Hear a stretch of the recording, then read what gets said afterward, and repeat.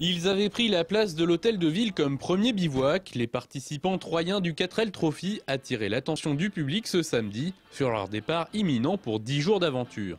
Ce jeudi, ils rejoindront les 1200 équipages étudiants de toute la France. Départ du Stade de France pour un périple jusqu'à Marrakech. C'est la 14e édition de cette course d'orientation, inventée en 1996 par des étudiants rennais.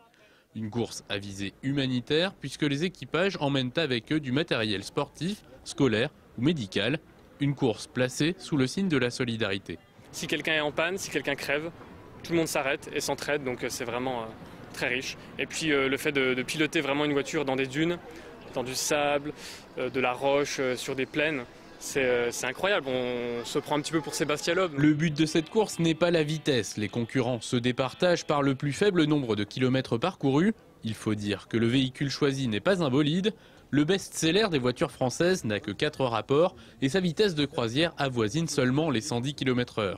Pour autant, sorti à 8 millions d'exemplaires des années 60 à 1992, ce véhicule attire toujours une certaine sympathie. Je racontais tout à l'heure les premières quand j'entrais en 6e en 59, tu vois, à peu près.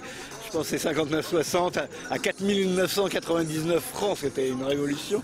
Mais bon, voilà, ça participait du rêve de l'époque. Et parfois, les voitures ont plus d'expérience que leurs futurs pilotes. Les 4L, ça se trouve pas forcément dans notre département, donc elle vient des Pyrénées-Atlantiques, mais on est allé la chercher dans les Ardennes, parce qu'elle a déjà participé l'année dernière. Avec un budget d'environ 6 000 € pour partir, les jeunes ont dû trouver des sponsors, et pour cela, aucun n'était à négliger. Donc le plombier, le maçon, la boulangerie, mais on a aussi donc, le groupe Bell qui nous a sponsorisé, et par exemple le club Kiwanis d'Arcis-sur-Aube. Alors c'est Monsieur Carillon Patrice, qui nous a non seulement sponsorisé grâce à son hôtel à Pinay, mais c'est la seule personne aussi du département à faire le Dakar.